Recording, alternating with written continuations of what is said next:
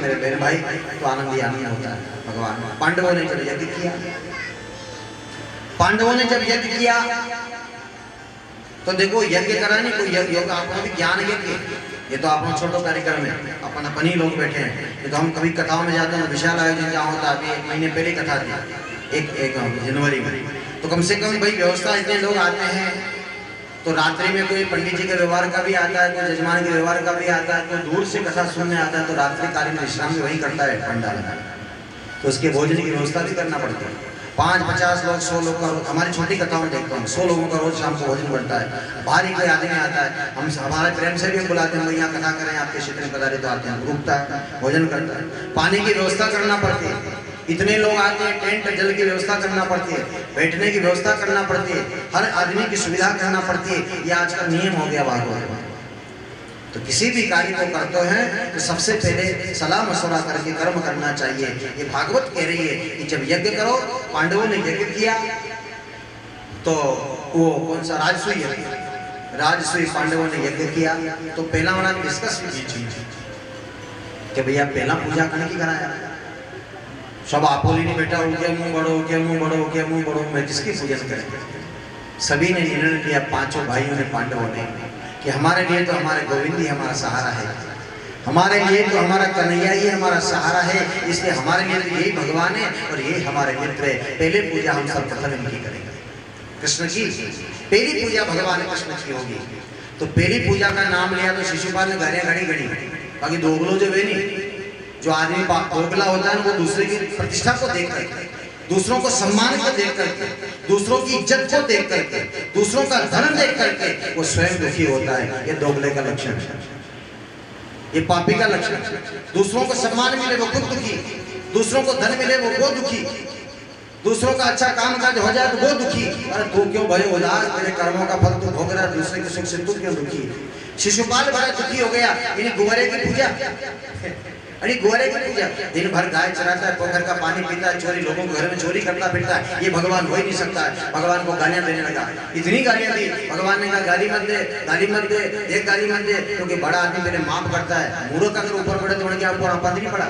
हाथ जोड़ करके भगवान के मत दे यार, मत दे गाली दे, देख मैंने बुआ को वचन दिया, मैंने बुआ को वचन दिया कि 100 गालियां तक तेरी माफ करूंगा, उसके बाद फिर नहीं छोड़ूंगा। 100 गाली हुई और भगवान कृष्ण ने कहा कि शिशुपाल अब तेरा अंत आ गया, अब सहन करने की मेरी क्षमता समाप्त हो गई। और भगवान कृष्ण ने तुरंत सुदर्शन चक्र छोड़ा और शिशुपाल का वहीं वध कर दिया।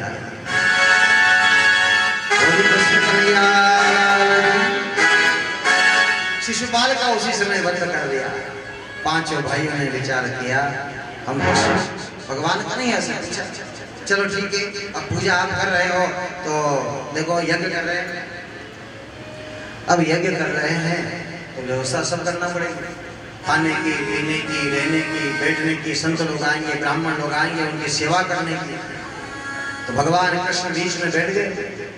मैं कथा जो आयोजन करवाते हैं उनसे कहता हूँ आप ही हाँ, पर एक बात है, जहाँ बड़े आयोजन में कहते हैं भाई आयोजन से पहले इन बात की समितियाँ निश्चित कर लो कि पानी की व्यवस्था इनकी जिम्मे रहेगी, नाम लिख लो, कहीं भी पानी की कमी लगे इसको तुरंत कॉल करो, भैया पानी मांग गड़बड़ है।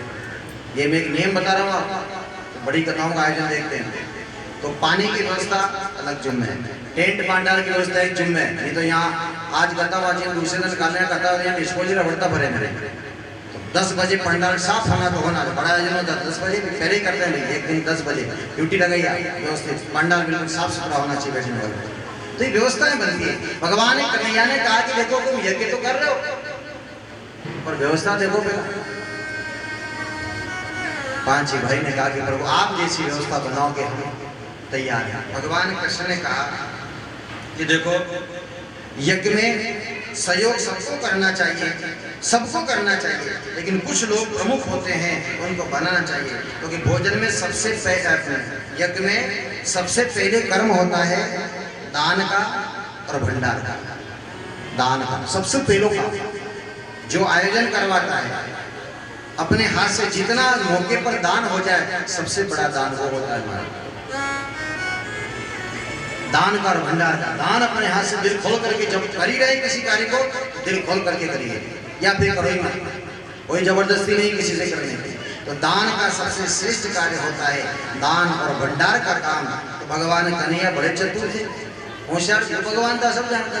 उन्होंने कहा कि कृष्ण भगवान ने दान और भंडार का जो काम था ये उनके भाई थे, पांडवों को भाई तो नहीं हुए, कौरवा में दुर्योधन और कर्ण को भार सौंप दिया कि तुमको जितने भी साधु ब्राह्मण आएंगे, जितने भी अभ्यागत लोग आएंगे, जितने भी यज्ञ में लोग आएंगे, उन सबको दान करने का और उनको भंडार जो है देने लेने का सब काम तुम्हारे जो है। नहीं, कर्ण को कौन और दुर्योधन को, इनको क्यों दिया भगवान ने कि ये दोनों पांडवों के शत्रु थे, ये दो ही पांडवों का शत्रु था। और शत्रु के छावेगा लुटाओ, वगाड़ो, लुटाओ। शत्रु यही तो चाहता है, कोई काम कर रहा है दूसरा बिगाड़ने वाला दूसरा वगाड़े, बिगाड़ो। तो भगवान कृष्ण बड़े चतुर बनाने, क्योंकि यो काम दुर्योधन को और कर्ण को दो, ताकि भगवान को सब जाना हो रहा था। भगवान ने मालूम है कि दानवीर कर्ण के हाथ में ऐसी रेखा है, ऐसी रेखा है, दानवीर कर्ण के हाथ में ऐसी रेखा है कि उस हाथ से जिसको जितना दान करेगा उससे 10 गुना भंडार में पड़ेगा। उसको भगवान का वरदान था।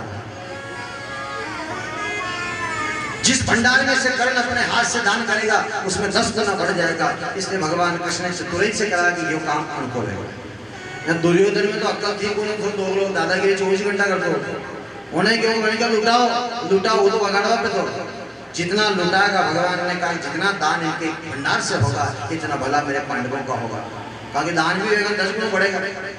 आनंद भी दुर्योधन अहंकारी था, वो भी लुटाने का प्रयास।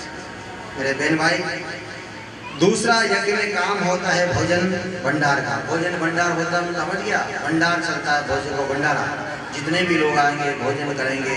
एक बात और कहूँ कि भोजन का काम किसी व्यक्ति को सौंपना चाहिए कि जो अच्छा खाता पीता हो, समझो, जो स्वयं अच्छा खाता है, जो अच्छा खाता हो तो अच्छा खिलाना जानता है।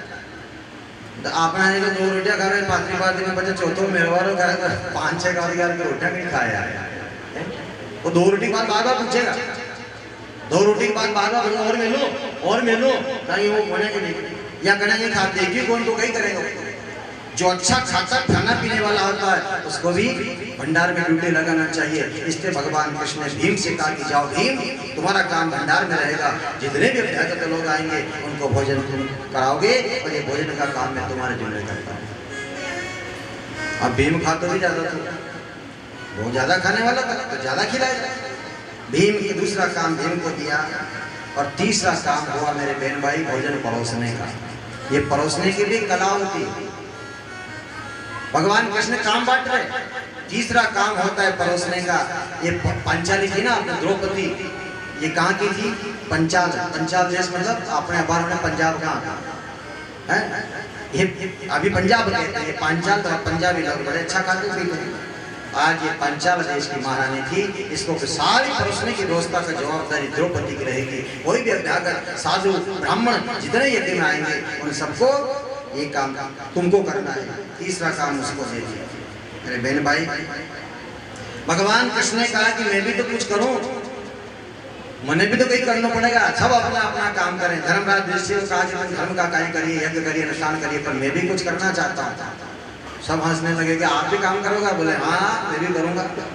भगवान कृष्ण ने कहा कि जितने साधु ब्राह्मण आएंगे, संत लोग आएंगे, जितने भी साधु ब्राह्मण जितने भी लोग आएंगे, जो अभ्यागत आएंगे, जितने भोजन करेंगे, और सबका भोजन को क्या काम, उन सबको भोजन करवा करके, जितने सबके चरण धो करके और चरण धो करके और उनका चरणामृत लेकर के और सबकी झूठी पत्तलें रोकने का काम मैं करूंगा। बोली कृष्ण कन्हैया लाल की जय।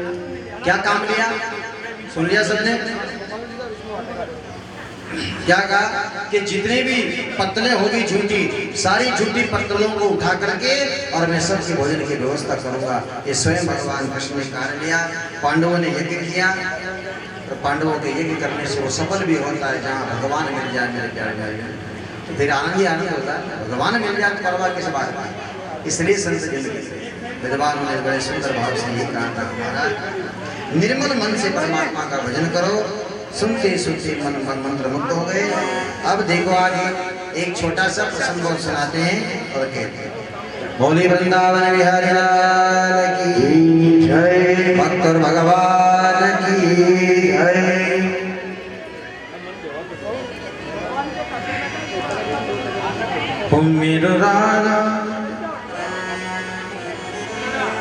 मेरो राधा रमन हरि बोल, जय जय राधा।